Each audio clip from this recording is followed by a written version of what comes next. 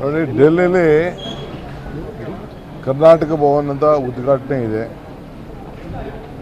ಭಾಳ ದಿನದಿಂದ ಆಗಬೇಕಾಯಿತು. ಮುಖ್ಯಮಂತ್ರಿಗಳು ಕಾಲು ಸ್ವಲ್ಪ ಸರಿ ಇರಲಿಲ್ಲ, ಅದಕ್ಕೆ ಒಂದೊಂದು ತಿಂಗಳು ಪ್ರಯಾಣ ಮಾಡಿಲ್ಲ. ಸೊ ಮಧ್ಯ ಅಸೆಂಬ್ಲಿ ಸೆಷನ್ ಬಂತು. ಆ ದೃಷ್ಟಿಯಿಂದ ಸ್ವಲ್ಪ ಮುಂದೂಡಿದು ಇವತ್ತು ಸಾಯಂಕಾಲ 6 ಗಂಟೆಗೆ ಇಟ್ಕೊಂಡಿದ್ದೀವಿ. ಅದಕ್ಕೆ ಹೋಗ್ತಾ ಇದ್ದೀವಿ. ನಂಬರ್ 1. ಎರಡನೇದು 4 MLCಗಳು ಕೂಡ ಖಾಲಿ ಇದೆ. ಅದು ಕೂಡ ನಾಳೆ ನಾಡಿದ್ದು ಚರ್ಚೆ ಮಾಡ್ತೀವಿ.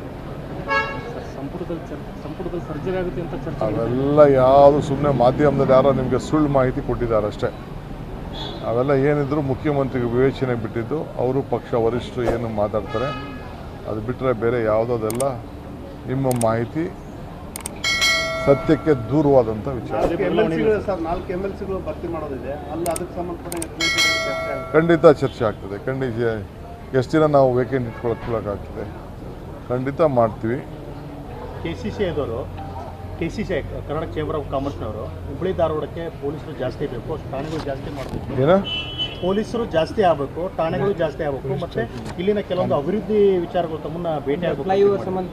ಕೆಲವು ಕೊಟ್ಟಿದ್ದಾರೆ, ಹಿಂಗೆ ನನಗೆ ಅರ್ಜಿ ಕೊಟ್ಟಿದ್ದಾರೆ. ನಾನು ಇದನ್ನೆಲ್ಲ ಗಮನಿಸ್ತೀನಿ. ಖಂಡಿತ ನಮಗೆ ಯಾರು 2 ಟೈರ್ 3 ಟೈರ್ ಸಿಟಿಗೆ ಬರ್ತಾರೆ ಅವ್ರಿಗೆ ಹೆಚ್ಚಿಗೆ ಪ್ರೋತ್ಸಾಹ ಕೊಡಬೇಕು. ಅದ್ರ ಬಗ್ಗೆ ಖಂಡಿತ ನಾವು ಗಮನಿಸ್ತೀವಿ. ಕಾಂಗ್ರೆಸ್ಗೆ ಬರ್ತಾರೆ, ರತ್ನ ಕಂಬಳ ಸ್ವಾಗತ ಮಾಡ್ತೀರಾ? ಅದೆಲ್ಲ ಸುಳ್ಳು.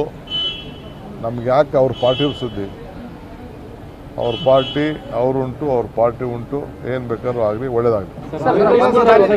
ಸರ್, ಇವತ್ತು ವಕ್ಫ್ ಬೋರ್ಡ್ ಮಸೂದೆ ಇದಾಗಿದೆ, ಅನುಮೋದನೆ ಆಗಿದೆ ಸರ್. ಮಾತಾಡೋಣ. ಓಕೆ. ಒಂದು ಸ್ಟೇಷನಲ್ಲಿ 15ರಿಂದ 20 ಪೊಲೀಸ್ ಸಿಬ್ಬಂದಿಗಳ ಕೊರತೆ ಇದೆ ಸರ್. ಇದು ಫಾಲೋಅಪ್ ಮಾಡುವಂಥದ್ದು ಯಾವುದು? ಹೋಮ್ ಮಿನಿಸ್ಟರ್ ಹತ್ರ ಚರ್ಚೆ ಮಾಡಿ ಮಾತಾಡ್ತೀನಿ. ಸರ್, ಮಹದಾಯಿ ಚರ್ಚೆ ಆಗುತ್ತಾ ಸರ್?